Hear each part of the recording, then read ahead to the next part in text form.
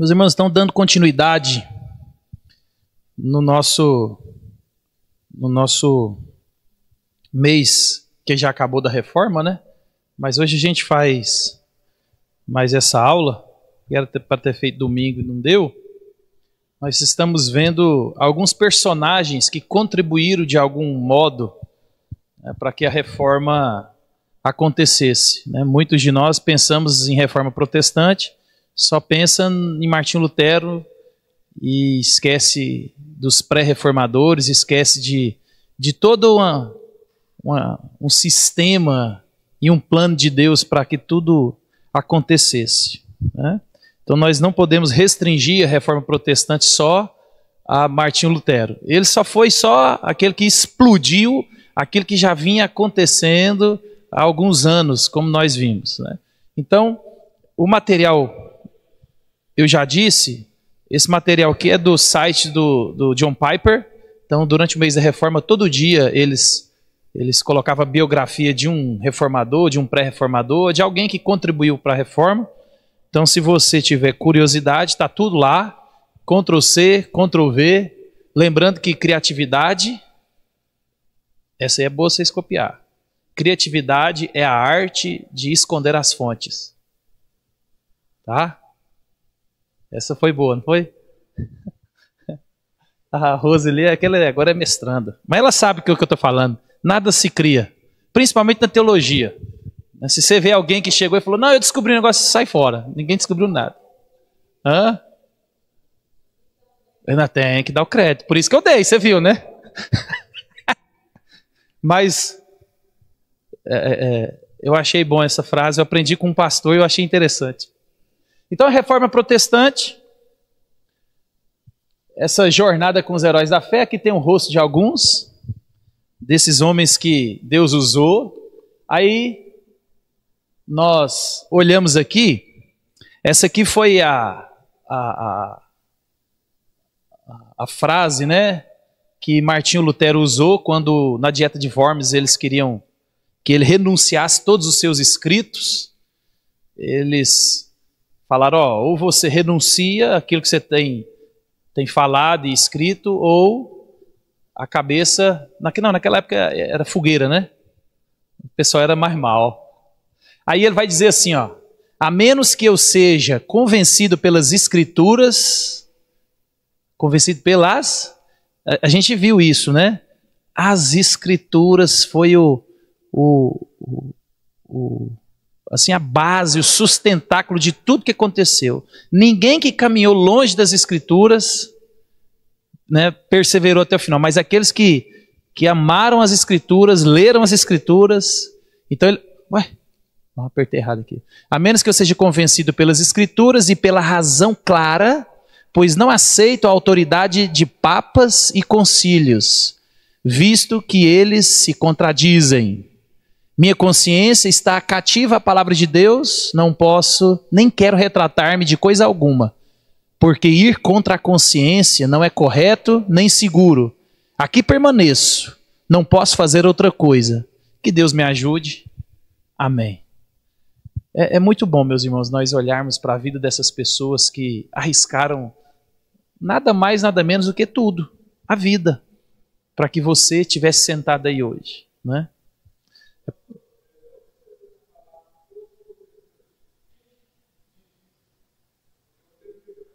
Uhum. Não, isso aí... Não, isso aí... Isso aí foi surgindo à medida que o grupo foi repartindo. Então, o grupo que protestou contra quem? Contra a igreja.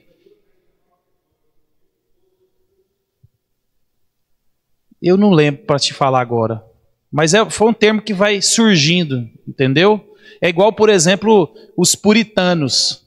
Hoje nós vemos os puritanos como, às vezes, com a palavra pejorativa, mas naquela época não. Os puritanos eram o grupo que queria purificar a igreja, né? Então eu não sei te informar não, mas quem que foi o precursor? O que dizem, que eu já li, é que foi um nome e um apelido natural, igual cristãos. Os cristãos são seguidores de Cristo. Ninguém chegou e falou assim, nós somos cristãos. Ah lá, são os cristãos, os seguidores de Cristo. Então são coisas que vão acontecendo durante a história. Depois eu vou até ver isso aí. Se tem algum marco que colocou assim, ó, a partir de hoje... Mas isso vem do protesto, de um grupo que começa a protestar contra a igreja. Né? Então você vê, Martinho Lutero era um monge e ele já começa, ó, ele não crê na autoridade dos papas e concílios. Agora você imagina naquela época como é que era isso.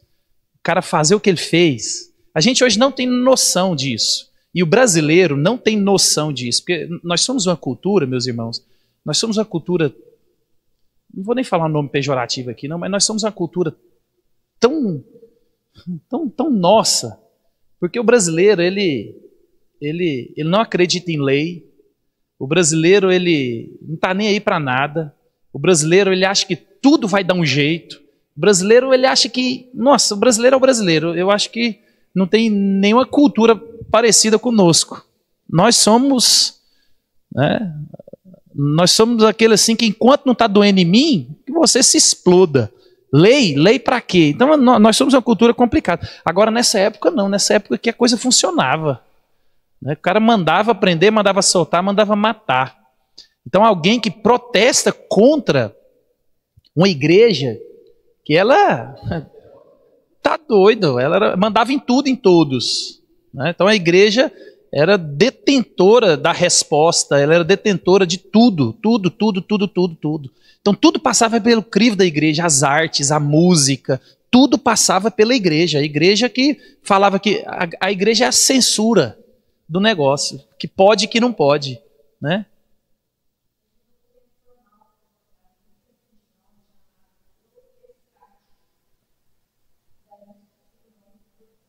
Aí, ó. Uhum. Aí. Pronto, ó. Hã? Não, mas pode. Tá igual meu irmão, eu falei, rapaz, eu tô tão preocupado com essa inteligência artificial, e meu irmão falou assim, não, mas inteligência artificial não tem problema nenhum, não. Eu falei, rapaz, que não tem. Ele falou, só você pedir para ela e ela vai dar do jeito que você pediu. Eu falei, mas aonde que ela buscou isso? Não, a fonte é segura. Eu falei, que é isso? Vai lá para você ver. Aquilo ali... Falei, quem usa inteligência artificial tem trabalho dobrado, porque ele tem que pesquisar, olhar e conferir. Então dá trabalho demais, é melhor você ir lá sozinho e fazer. Né? Então ele falou isso, meus irmãos, a menos que ele seja convencido pela palavra de Deus. Né? A gente vira e mexe na internet, eu já vi uns 3 padres falando, esses padres que estão ganhando mídia na internet, eles falam, nós não somos protestantes, protestante quer que tem que estar na Bíblia. É isso mesmo. Né? E aí você vê que o que a gente está falando aqui não é invenção. Não, isso é coisa de protestante, coisa de crente. Não, isso aí já, você vê que está enraizado no catolicismo. O catolicismo, ele vai vender essa ideia de que ele que deu a Bíblia para o povo. Olha, que orgulho e petulância. O que você vai fazer com o Antigo Testamento? Né? O Antigo Testamento foi herdado. O povo de Deus está... Então, é uma petulância, uma arrogância. Quer falar alguma coisa? Não. A gente é...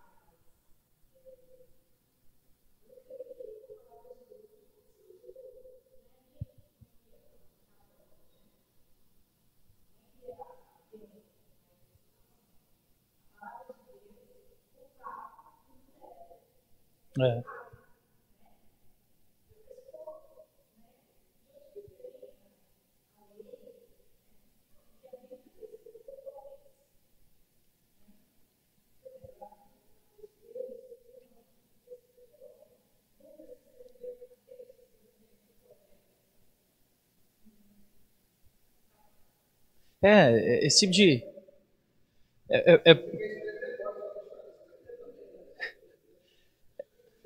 É porque, igual eles vão falar que a Bíblia é escrita por homens, e é mesmo. Quem escreveu a Bíblia? Homens. Mas o que Pedro vai dizer? Deus usou homens santos, inspirados, que escreveram da parte de Deus, não deles mesmos. Só que Deus não anulou a humanidade de ninguém, né? Na verdade, a forma que eles colocam é desonesta. Se você for olhar historicamente, essa ideia de que eles deram a Bíblia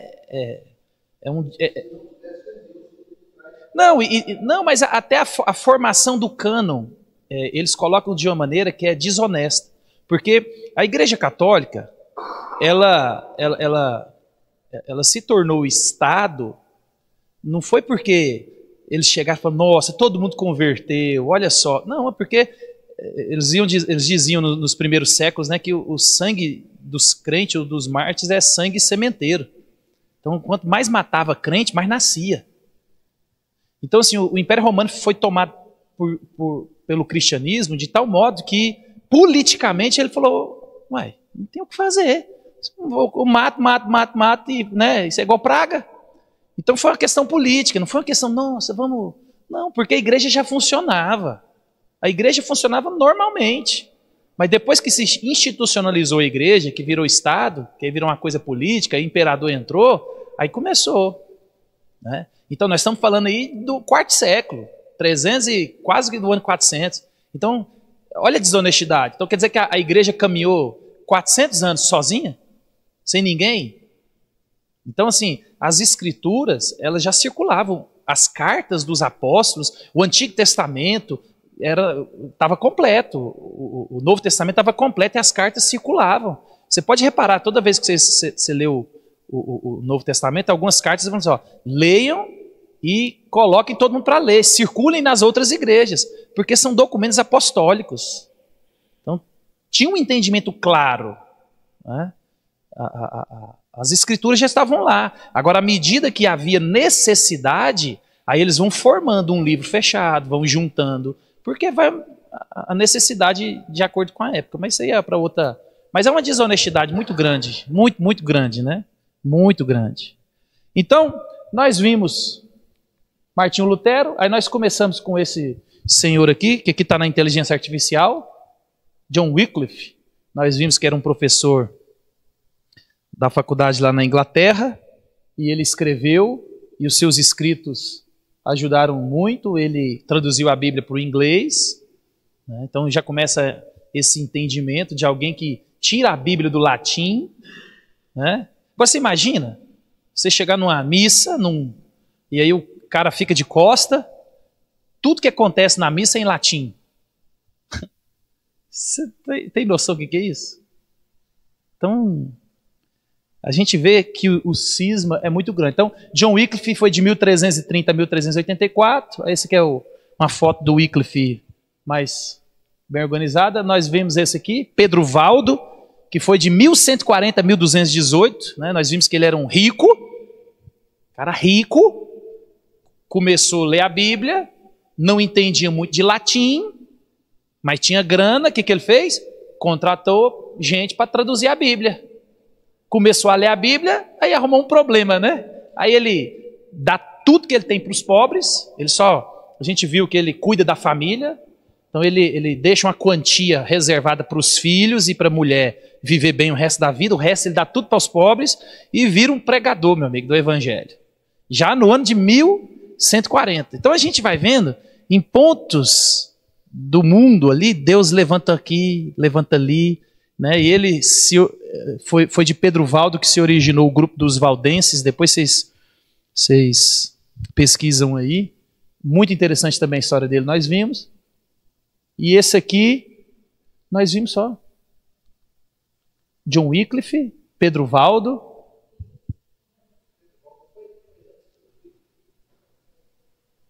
Foi. A gente viu John Hus? John Hus viu? Certeza? É. Não, você estava no CTM. Então eu vou dar uma passada aqui no John Hus. John Hus é bom. Eu achei que a gente não tinha visto John Hus, não. É. Ah, porque era que a gente ia ver hoje aqui o Girolamo Savonarola. Então. Não, mas é...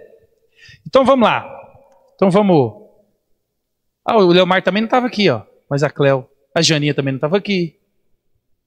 John Hus. Então quem que foi John Hus? Em 17 de dezembro de 1999, então acho que já é uma coisa recente, o Papa emitiu o equivalente cerimonial a um pedido de desculpas moderno, né? Nossa culpa. Então João Paulo II dirigiu-se à multidão na República Tcheca. Então lembrando que John Hus era da República Tcheca, então era alguém importante na República Tcheca. E aí, nesse ano aí de 99, pouco mais de 20 anos, então a igreja, ela solta essa nota de pedido de desculpa, expressando profundo pesar pela morte cruel infligida aos heróis deles, que era um herói, né, naquela nação. Então, o profundo pesar é o nome do documento, era o mínimo que a Igreja Católica podia oferecer. Então, atraído ao Concílio de Constância sob a promessa de segurança, então nós vimos que o John Hus, ele teve acesso aos escritos de Wycliffe. E aí começa a ler a Bíblia, começa a questionar o papado, a gente vai ver aqui, né? E aí ele, com essa promessa de vir para a reunião do concílio da igreja, de que não vai acontecer nada com você, pode vir, nós só queremos te escutar. A tocaia já estava armada, né? Então John Hus foi imediatamente lançado na prisão por 6 meses, submetido a um julgamento simulado e ordenado a se retratar. O que ele se recusou a fazer é o de praxe, né? Ou você nega o que você crê, o que você ouviu, o que você escreveu, ou você está morto. Então, em julho de 1415, ele foi despido, forçado a usar um chapéu de tolo, pintado com demônios e rotulado como arquerege. Tudo isso enquanto orava por seus inimigos. Olha a humilhação. Então conduziram-no por uma pilha de seus livros em chamas e acorrentaram-no a uma estaca. Meus irmãos, a gente é uns crentes... O nosso cristianismo é mole demais, não é? Imagina, a gente não vem para a igreja quando tem dor de cabeça. Esses caras aqui deram a vida pelo evangelho. Eu tenho um livro ali, quem quiser ler ele, chama Heróis da Fé. Vai contar a história e a biografia desses homens com mais detalhes. Você lê ele, você fica com vergonha. Você fala, Senhor, me perdoa. Eu não sou crente. Não sou crente. Esses camaradas aqui são gente como a gente, viu, meus irmãos? A gente precisa de pensar que eles eram super-heróis. Não, são só pessoas dispostas a morrer pelo evangelho. Só isso. Essa disposição de falar, Senhor, eis-me aqui. Então conduziram-no a uma pilha de seus livros e acorrentaram na estaca, e em resposta a ser acorrentado como um cachorro, ele disse: meu Senhor Jesus Cristo foi amarrado com uma corrente mais dura do que esta por minha causa. Então, por que eu deveria me envergonhar desta corrente enferrujada? Olha a declaração. Eu tenho quase certeza que a gente não viu John Hus. Eu fechei a aula dizendo que a gente ia ver o Hus. Porque as minhas marcações aqui... não foi falado não. Não, porque quando a gente falou de Wycliffe, a gente falou dele. Porque vocês lembram? O que eles fizeram com John Wycliffe? Queimaram os ossos de Wycliffe junto com ele. A Igreja Católica estava com tanto ódio do John Wycliffe que mais de 100 anos depois que o Wycliffe tinha morrido, quando eles vão matar o John Hus, eles desenterram os ossos de Wycliffe para queimar e jogam os restos lá no rio. Tamanha raiva da igreja. Não pôde matar ele antes, mas matou ele queimado depois. Né? Olha a superstição, né? A gente não falou dele mesmo, não. Então, esses são os homens, meus irmãos, que quando são mortos, eles lembram do Cristo que foi morto. Olha, eu vou repetir. Meu Senhor Jesus Cristo foi amarrado com uma corrente mais dura do que essa por minha causa. Então, por que eu deveria me envergonhar dessa corrente enferrujada? Porque você ficar pelado, colocar um chapéu desenhado de demônio, você ser, no século XV, você ser taxado como herege, naquele contexto, e os camaradas começarem a botar fogo em você, e ele falar, meu Cristo sofreu pior, isso aqui para mim é... Gente, a gente tem que ficar envergonhado demais, né? Então disseram-lhe mais uma vez para se retratar, mas ele se recusou proclamando, o que eu ensinei com os meus lábios, agora selarei com o meu sangue. Olha que bonito. E assim ele fez. E à medida que as chamas subiam, ele cantava. Olha, meu irmão, nós precisamos de dobrar o joelho. E nós estamos falando de gente comum, gente como a gente. Gente que está disposto a... Né? E a gente, às vezes, olha para Paulo e Silas, todo quebrado na prisão, fica empolgado. Agora o cara está pegando fogo. O cara está pegando fogo. Isso é história. Tanto é que o secretário do concílio que estava lá, que mediou isso tudo, ele vai dizer assim, ó, Judas amaldiçoado, por que abandonastes os caminhos da paz e aconselhastes com os judeus? Nós tiramos de ti o cálice da redenção. Olha, vou repetir o que eles falaram. Olha o que o secretário, olha para você ver o que a Igreja Católica pensava e talvez um rastro dela lá em cima vai pensar a mesma coisa. Eles tiraram dele o cálice da redenção. Olha que arrogância diante de Deus. Ó Judas amaldiçoado, porque abandonastes os caminhos da paz e aconselhastes com os judeus. Então, assim, os caminhos da paz é nós aqui, a igreja verdadeira, a igreja romana. Você nos abandonou. Nós tiramos de ti o cálice da redenção. Ou seja, a salvação você não tem mais, nós vamos tirar a salvação de você. Essa era a Igreja Católica, meu irmão, dessa época. A salvação estava na nossa mão. A gente dá e a gente tira. Aí vem alguém que lê as Escrituras, o justo é salvo pela fé em Cristo Jesus. Aí quando a gente olha para João, as minhas ovelhas, o Pai me deu, elas estão seguras na minha mão, ninguém as arrebata de mim, ninguém. Meu irmão, você morre queimado dando pulo de alegria. Porque você tem convicção de que a salvação é Deus é quem dá. Não é a igreja. Olha a petulância. Nós tiraremos de ti o cálice da redenção. Meu irmão, nem naquele dia, nem hoje, nem nunca a Igreja Católica tinha ou teve autoridade para tirar o cálice da redenção. Ela dava, prestava e vendia. Então, meus irmãos, quando quando a gente vai olhando para a história, você vai percebendo que é uma manipulação do poder. A Bíblia, o Cristo, a igreja, para a alta cúpula, não estava nem aí não.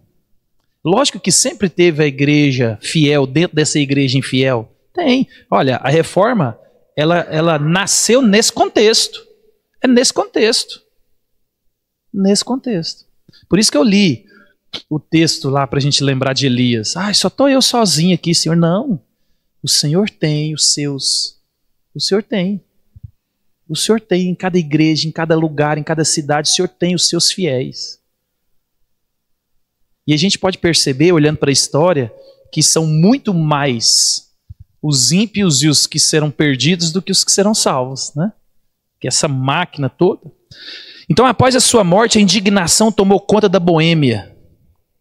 E em seu nome, seguidores se revoltaram contra Roma em protestos violentos que duraram mais de uma década. John Hus foi um pregador, uma figura política, um profeta, um proto-reformador e um mártir de primeira grandeza. Então ele era um cara, né, extremamente amado, importante no seu lugar. Por isso que em 99 o Papa, né, dá uma ajeitada.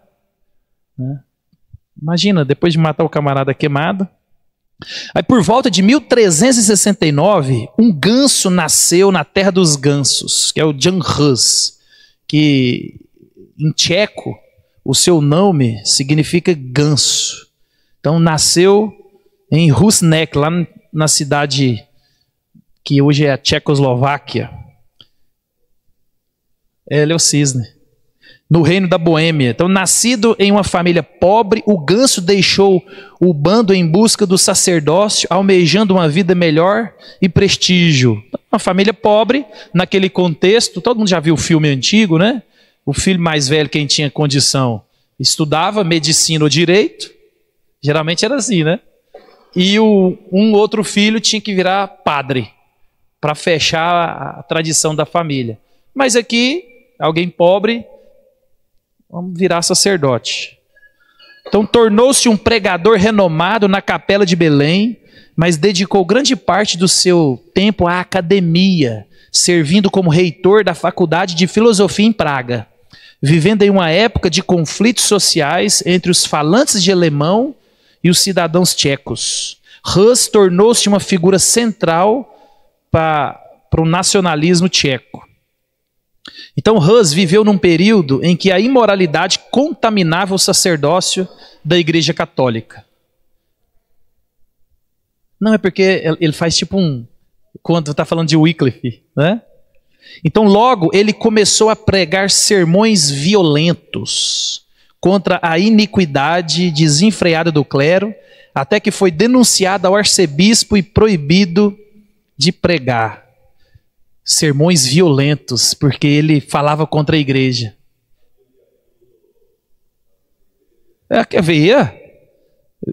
Via. Abuso de poder, o sacerdócio. Porque quando você vai estudar, existem papas que compraram o título de papa. Então o negócio era mais político do que religioso. É porque o poder estava na mão da igreja mesmo. Né? Isso aí foi... tinha... que foi o cisma. Esse foi lá em Wycliffe. Aí foi o Wycliffe. Na época de Wycliffe, tinha 3 papas.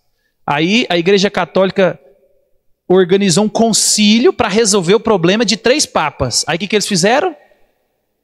Elegeram mais um papa e tiraram os 3. Né? Então, quando a gente vai olhando para a história, você vai percebendo que essa história de homens de Deus, isso aí é só poder. Então, ele começa a pregar contra isso. Por isso que eles chamaram de sermões violentos. Aí logo, o que acontece? Ele é proibido de pregar. Por isso que Timóteo, né, lá em Timóteo 3,12, Paulo vai dizer: aqueles que querem viver piedosamente serão perseguidos. Por isso, meus irmãos, que quando a gente olha para o Brasil, a gente vai dizer que tem 40 milhões de evangélicos. Eu acho que se a gente peneirar esses 40 milhões, eu vou ser generoso aqui, hein? Vou ser generoso.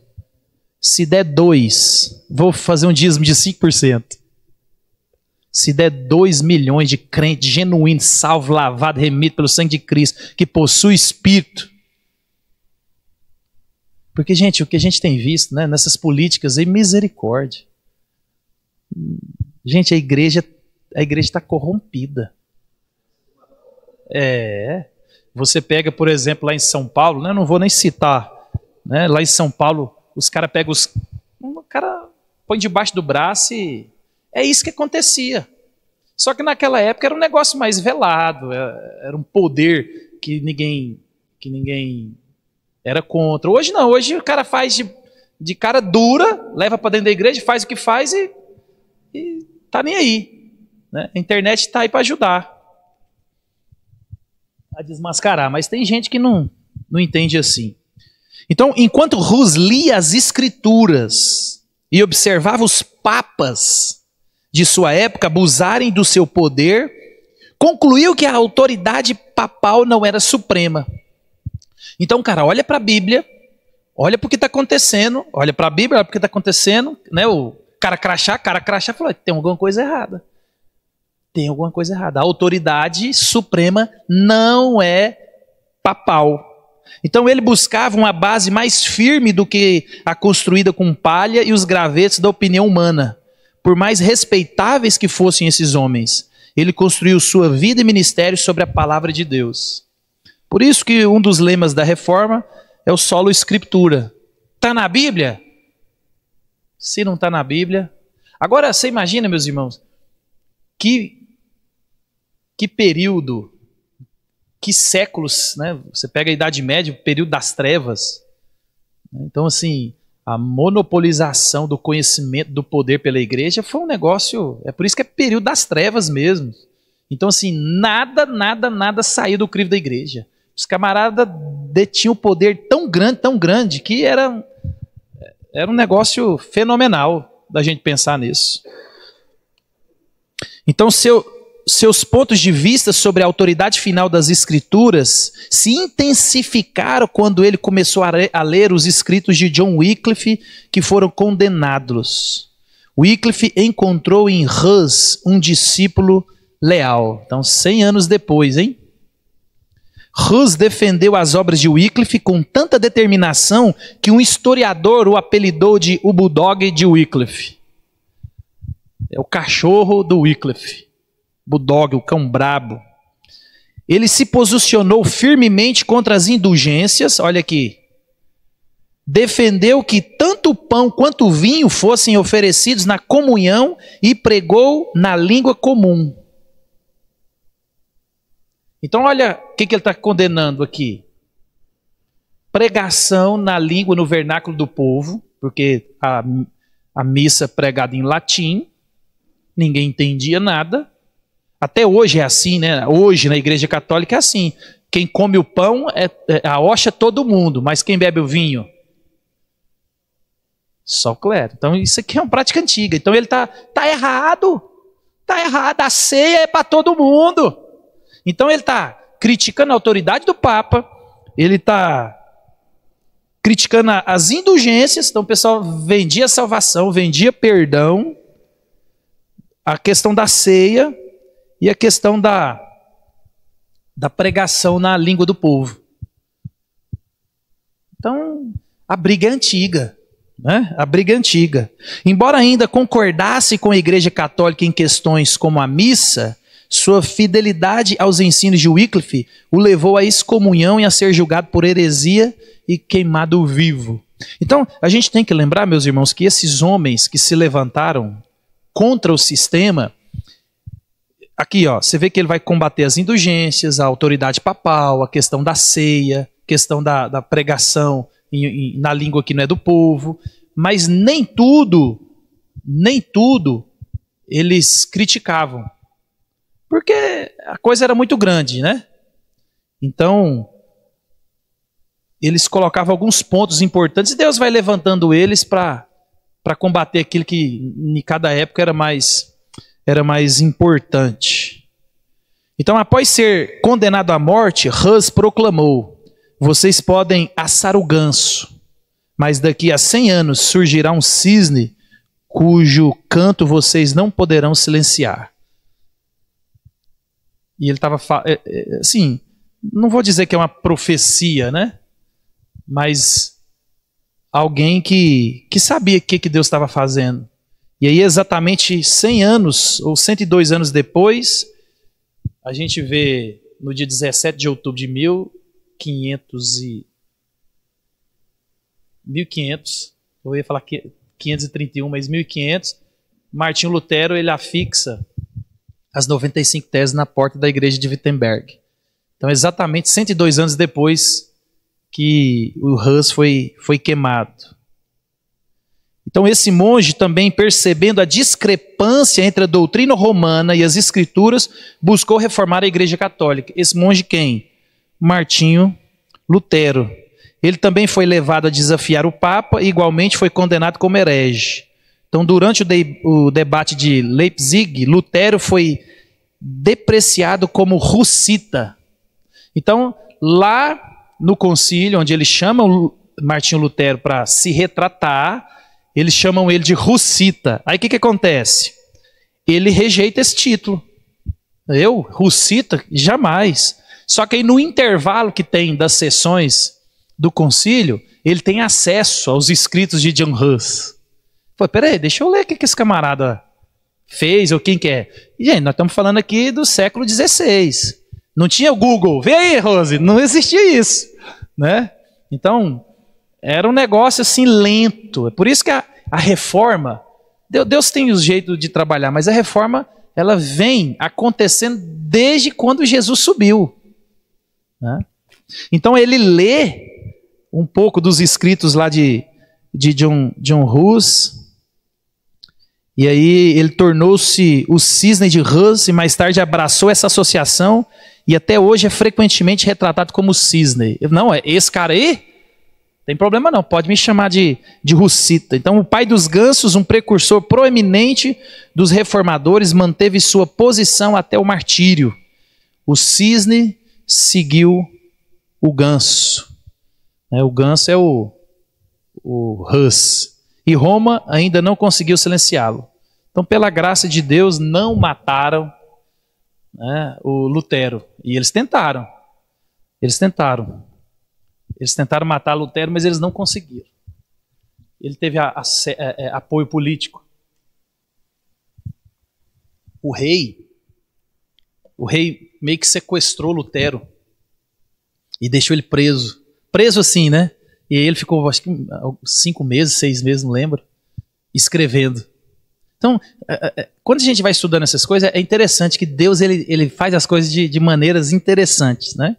Mas nós não estamos falando de Lutero ainda não. Agora, então esse aí foi o John Hus, o cisne, o ganso. Cisne é o Lutero. Tem esse aqui agora, Girolamo Savonarola, ou então você vai ver alguém escreveu Jerônimo Savonarola, 1452 a 1498. Então, mas naquele contexto, né, se vivia... Quer dizer, mas se você vê naquela época, o Pedro Valdo era rico. Você tem que olhar num contexto onde o cara tinha acesso à boa alimentação, tem toda uma... Agora esses camaradas aqui era maioria monge, vivia em mosteiro, vida insalubre, vivia fazendo jejum e aquelas coisas todas, né? Mas a gente sabe que Deus é quem manda prender e manda soltar. Mas isso contribui. Então aqui tem Girolamo Savonarola. Ao redor da base do monumento a Lutero em Worms, na Alemanha, estão sentados os 4 precursores da Reforma Protestante: John Hus, John Wycliffe, Pedro Valdo e Girolamo Savonarola. Então, embora possuíssem personalidades extremamente diferentes, cada um inspirou as reformas de Lutero à sua maneira. Então, Lutero encontrou em Savonarola uma inspiração pessoal. Enquanto viajava para a Dieta de Worms, a Dieta de Worms é aquela frase que ele disse que eu apresentei no primeiro slide: a menos que eu seja convencido pelas escrituras ou pela razão. Então essa Dieta de Worms aconteceu em 1521. Então lembra, o processo era lento, né? Até essa semana o Silas Malafaia soltou... Até essa semana o Silas Malafaia soltou um negócio nas redes sociais pagando mico. Foi falar da Reforma Protestante, foi falar de João Calvino e passou vergonha. Passou vergonha. Porque ele vai falar que quando Lutero afixou as 95 teses, Calvino tinha 8 anos de idade. Então, assim, é uma desinformação. Gente, a Reforma ela durou mais de 100 anos. A Reforma não foi assim. Então imagina, em 517 ele afixa as 95 teses. E por que ele faz isso? Eu já expliquei, mas vamos explicar de novo. É porque era uma medida comum da época, quando você queria chamar a sociedade para o debate. Então a faculdade, a igreja, que era detentora de tudo, política, educação, então era comum você afixar esses chamados ao debate público na porta da igreja. Então ele não deu a de doido, chegou lá com um martelo e um prego. Não. Então é natural o que ele fez. Então em 517 ele faz isso. A Dieta de Worms é 1521. Então a reforma é um processo lento, onde a gente vai percebendo que Deus usa homens para fazer algumas coisas. Aí levanta outro e levanta outro. Então, você vai até perceber, quando você vai estudar, por exemplo, o Martinho Lutero e João Calvino, eles começam a reformar aquilo que um outro já reformou. Por exemplo, a questão da ceia. Lutero, ele dá uma melhorada na ceia do catolicismo, mas a reforma condena o que Lutero pensava da ceia. Por quê? A ceia católica, até hoje, é a transubstanciação ou consubstanciação. Enfim, a Igreja Católica, ela vai dizer que o pão e o vinho, ele é o sangue e o corpo de Cristo. Transubstanciação, transforma. Lutero, ele vem e vai dizer, não, está errado. É a consubstanciação. Ele representa, e ele também vai dizer nos escritos dele que na ceia, nos elementos da ceia, o corpo de Cristo está presente fisicamente. E aí vem João Calvino e ele, não, está tudo errado. Então aqui é uma representação, é uma presença espiritual, não física. E aí eles vão desenvolver toda uma teologia. Para a gente perceber o que eu quero dizer com isso? É que Lutero, ele precisava de desvencilhar a questão mais importante, que era a soteriologia, a questão da salvação. A salvação não se vende, perdão não se vende. A salvação é uma obra única e exclusiva de Cristo na cruz e ponto. Por isso que é o justo vive pela fé. E aí ele vai desenvolvendo a teologia dele, né? Aí os reformadores, à medida que vão tendo acesso e vão lendo as escrituras, e tem todo um movimento, aí eles vão organizando a teologia. Por isso que João Calvino, ele é um dos teólogos mais importantes da Reforma. Por quê? Porque ele escreveu muito, ele sistematizou a teologia. Então, a teologia sistemática que você pega hoje, que ela é dessa grossura assim, que ele vai distribuir todas as doutrinas de maneira sistemática e ordenada, João Calvino fez isso. E ele faz isso para quê? Ele é uma carta que ele está escrevendo para o rei, para dizer que o movimento que está acontecendo não é nada anticristão. Muito pelo contrário, olha aqui o que nós defendemos. Aí ele vai escrever as institutas de João Calvino. Então, não tem nada de anormal. As coisas vão acontecendo, mas de maneira vagarosa, porque nós estamos no século XVI. E aí o Silas fez esse desfavor, foi meter o pau nos reformadores brasileiros. Ixi, aí coitado. Aí dá dó do Silas. Não escutem o Silas Malafaia. Não serve para nada. Silas Malafaia... Ele, coitado. E eu fico pensando, ele me ajudou tanto no meu começo de fé. Rapaz, eu li quase todos os livros do Silas Malafaia. Eu contribuía firmemente com o ministério do Silas Malafaia. Mas aí até que ele tirou o bigode. Acho que ele fez igual Sansão, tirou o bigode. Silas Malafaia, com bigode é um, sem bigode é outro. Não, mas naquela época era tranquilo. Naquela época o movimento ainda era rasteiro. Então Girolamo Savonarola. Então, Lutero encontrou em Savonarola uma inspiração pessoal. Aí eu estava dizendo que enquanto ele viajava para a dieta de Worms, por isso que a gente deu essa volta toda, né? Para ser julgado, após ter queimado a bula papal que o excomungara, ele levava consigo uma imagem do frade dominicano. Então você imagina, Lutero ele queima uma bula papal, que é um documento. Imagina, o Supremo Tribunal Federal te manda uma ordem. E aí, Xandão, e aí você chama a Globo e queima a convocação do Xandão ao vivo, assim. Hã? O que você acha que acontecia? Ou o que acontece se você fizer isso hoje? É o que esses camaradas faziam. Né? Esses camaradas, gente, eles são bravos demais, não são? São crentes. Então, ao enfrentar a possibilidade de morte em Worms, talvez Lutero tenha comparado sua própria vida com a de Savonarola.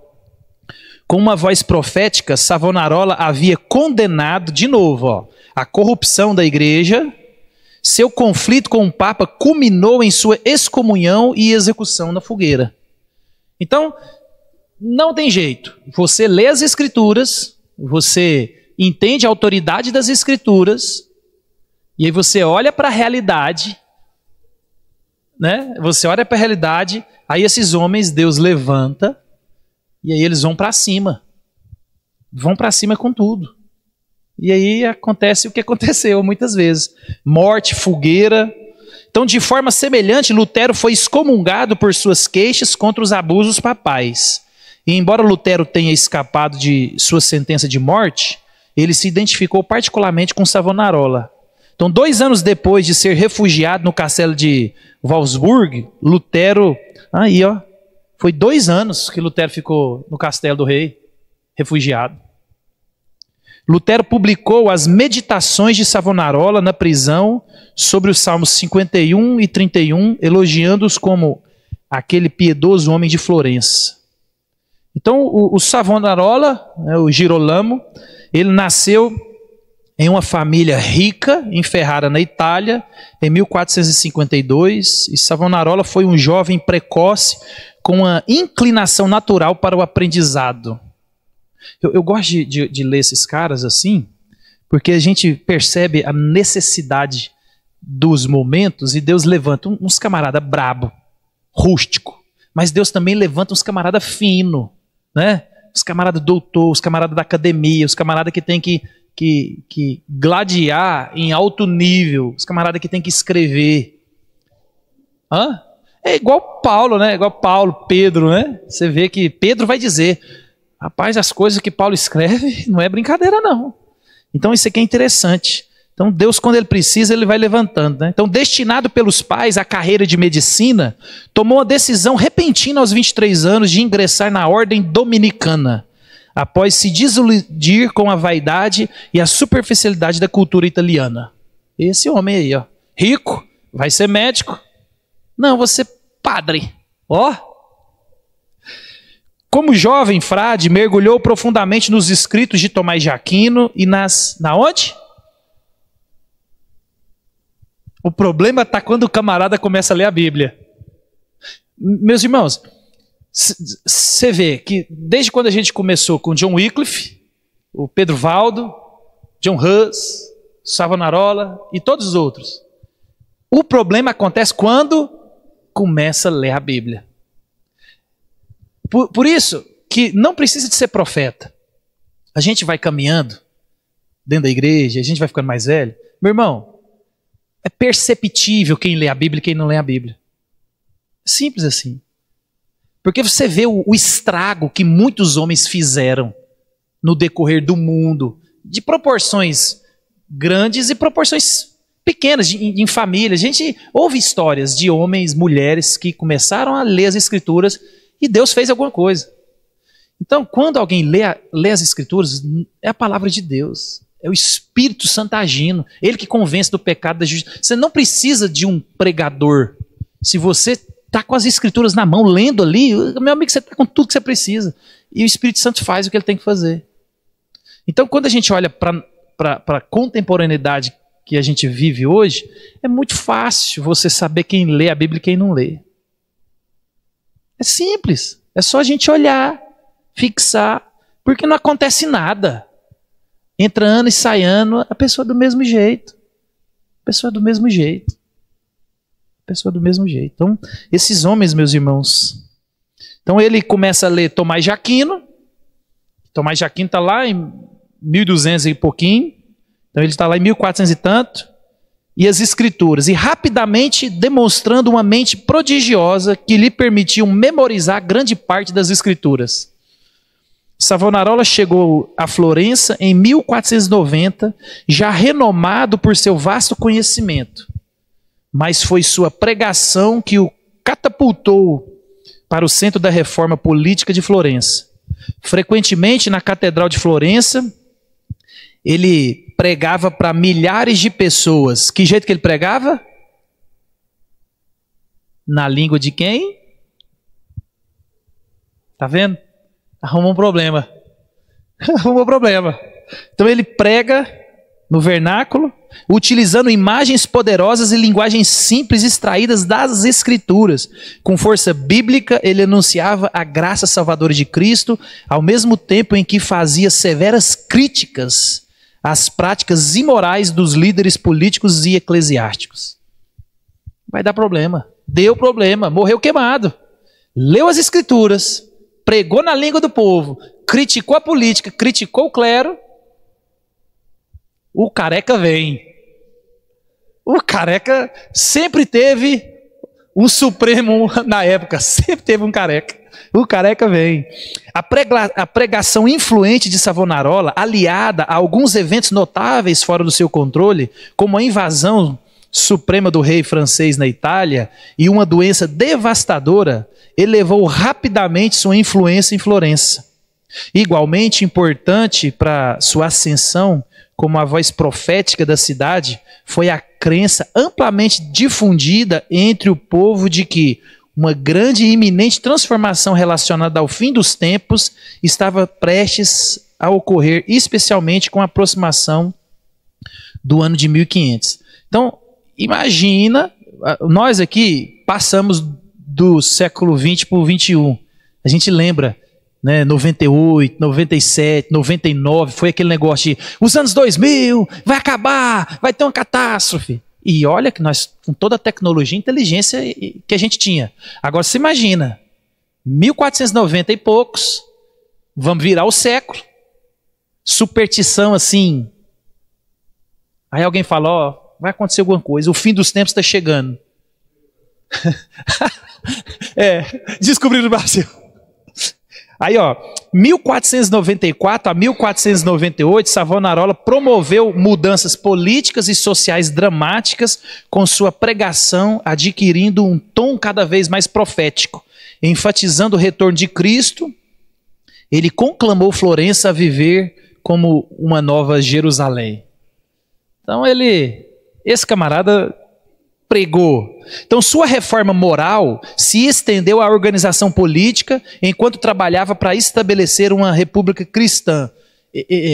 João Calvino fez isso anos depois em Genebra, né? Mas era mais ou menos isso que ele queria fazer aqui. Então no auge dessas mudanças, Savonarola organizou a juventude de Florença para modelar e incitar a reforma, precipitando várias fogueiras das vaidades como forma de protesto contra o carnaval anual. Então lembra que na Itália, festa popular, carnaval, e ele suscita os jovens contra isso. Então esses jovens lideraram os cidadãos na destruição de instrumentos de tentação, como máscaras de carnaval, cartas de baralho, vestidos luxuosos, maquiagem, espelhos e até instrumentos musicais.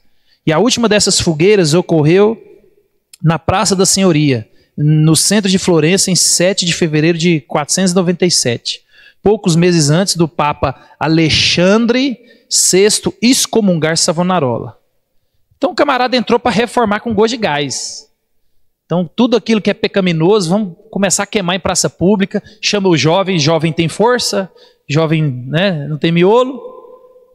Mas aí o Papa Alexandre VI aqui excomungou ele. Ó. Após a sua excomunhão, o conflito entre Savonarola e o Papa intensificou quando o Papa interceptou cartas que Savonarola havia enviado aos reis da França, Inglaterra e Espanha, Hungria e ao imperador da Alemanha, pedindo-lhes que convocassem um concílio eclesiástes para fazer o quê? Depor o Papa por seus abusos.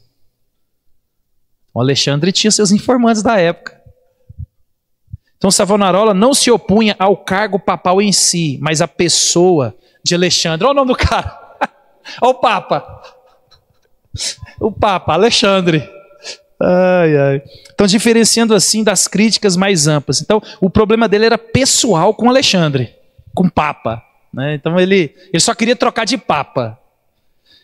Então, embora Savonarola afirmasse a primazia de Pedro como Papa, né? O apóstolo, encorajasse a devoção a Maria e mantivesse uma visão semi-pelagiana da salvação, permanecia doutrinariamente dentro da Igreja Católica Romana. É aquilo que eu disse. As reformas, elas acontecem gradativamente. Então, ninguém reformou tudo. Você vê que ele combate a autoridade, no caso dele aqui, a questão das escrituras, a questão do vernáculo também, mas ele ainda acreditava que Pedro era o primeiro papa, na devoção de Maria, uma visão da salvação semi-pelagiana. Então vamos lá. A visão semi-pelagiana da salvação surgiu como uma tentativa de conciliar o pensamento de Pelágio, que é um monge britânico do século V, com a doutrina cristã tradicional sobre a graça. Então, o pelagianismo surgiu com Pelágio lá na época de Santo Agostinho. Então, Agostinho foi quem defendeu a doutrina da salvação, ou pelagianismo, por causa de Pelágio, que era o precursor da doutrina, e aí ele condenou como heresia. E aí, depois, eles tentaram melhorar o pelagianismo com o semi-pelagianismo. A gente vai ver o que é aqui, ó. Então, embora rejeitasse as ideias mais extremas do pelagianismo, que negava a necessidade da graça divina para o início da salvação, o semi-pelagianismo ainda atribuía um papel considerável ao livre-arbítrio humano nesse processo. Então, o que era o pelagianismo? O pelagianismo, ele dizia que o homem nascia bom e ele não precisava de Deus para se voltar para Deus. E aí, Santo Agostinho, em suma, o grosso é isso. Né? Então, o homem é bom e ele tem condição de se voltar para Deus. Aí eles tentam dar uma ajeitada com o semi-pelagiano. Não. Deus dá um passo e o homem dá um passo. Então, com Pelágio, o homem ele tinha total condição de se voltar para Deus. Aí Santo Agostinho, não, nós estamos mortos nos nossos delitos e pecados. O homem está morto espiritual. Isso é heresia. O homem não tem condição de se voltar para Deus. Aí eles pegam o semi-pelagianismo para dar uma melhorada. Não, então o homem dá um passo e Deus dá um passo. Então, em sua essência, o semi-pelagianismo afirmava que o ser humano poderia dar o primeiro passo em direção a Deus por sua própria decisão e esforço. Ao contrário de Pelágio, como eu disse, que sustentava que o indivíduo era capaz de alcançar a salvação sem auxílio divino. Então, o semi-pelagianismo, os semi-pelagianos, reconheciam a importância da graça, mas entendiam que ela só seria concedida após a iniciativa humana. Então, de novo, para a gente reforçar, pelagianismo, o homem pode ser salvo por vontade própria. Semi-pelagiano, o homem precisa do auxílio divino, mas o homem dá um passo, é como se fosse a noiva, né? Vem, que eu te pego. Deram uma melhorada na doutrina, né? Então, dessa forma, o indivíduo buscava a Deus em resposta a esse movimento inicial, recebia a graça necessária para preservar no caminho da fé, que é o semi-pelagianismo, e esse conceito de graça cooperativa estabelecia que a ação de Deus complementava e fortalecia o esforço humano, mas não o antecedia. A gente vê isso até hoje. Por que o problema do arminianismo é complicado?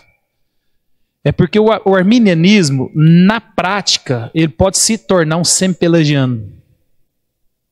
É por isso que há uma confusão do arminianismo com o semi-pelagiano. Porque o arminianismo, ele vai dizer que Deus é quem salva. Deus de fato salva. Só e somente só Deus é quem salva. Mas na prática, aí eles vão colocar que você vai perder a salvação, aí que se você não tiver uma vida prática de boas obras, você perde a salvação. Então, assim, no papel dá para ir, mas na prática é muito complicado. Na prática é um negócio... Então, outra característica importante dessa visão era a rejeição da doutrina da predestinação absoluta. Mas isso aqui eu não vou falar não, que isso aqui é muito... Então, em resumo, o semi-pelagianismo tentou harmonizar a importância da graça divina com o livre-arbítrio humano, mas foi considerado herético por subestimar o papel central da graça no início da salvação, dando ao ser humano um protagonismo que a teologia cristã rejeitou como incomparável com a doutrina da salvação pela graça. Então esse aqui é esse período de Girolamo Savonarola. Deu para entender alguma coisa sobre pelagianismo, pelagianismo? Deu não, né? Deu? Isso aí você vai ficar estudando a vida inteira. Mas isso aí é... Deixa eu ver, falta... nos 5 minutos não dava para... Eu tinha separado um aqui que eu achei interessante. Eu tinha falado que eu ia falar do Melanchthon, que era o auxiliar do Lutero, e a Vibrandis Rosenwald. Essa mulher aqui, ela casou com 4 reformadores. Essa mulher ficou viúva 4 vezes. Mas não vai dar tempo de falar dela, não. Eu queria que tivesse dado tempo. Hã? Oi? Eu vou te mandar o PDF depois. É porque não vai dar. Não vai dar. Não dá, falta 5 minutos. Mas é porque assim, a gente tem que lembrar. Deixa eu ver. Não, isso aí foi antes. Mas a gente tem que lembrar, meus irmãos, que nesse contexto aqui, a saúde não era brincadeira. Você morria de gripe, tuberculose. Então ela não matou os 4 maridos, ela perdeu filhos. E naquela época, quando você vai ler ela, você vê que o casamento era um negócio... Olha, eu estou precisando do marido, você está precisando do esposo. Eu sou bom nesse negócio, você é bom nesse negócio, estou precisando de alguém para cuidar dos meus filhos, então vamos embora. Então, eles tinham um entendimento, eu acho interessante do casamento, que talvez a gente tenha esse entendimento, depois dos 20 anos de casado, você começa a entender isso. Então, os casamentos nessa época eram, não vou falar convenientes no sentido assim de organizados dessa maneira, mas eram amigos. Meu marido morreu, você era amigo, eu estou precisando e vamos embora. E vamos ter filho e segue o jogo. Olha que beleza. Olha, não tem ciúme. Um cuidando do outro. Esse aqui era o último. Mas não vai dar tempo, não.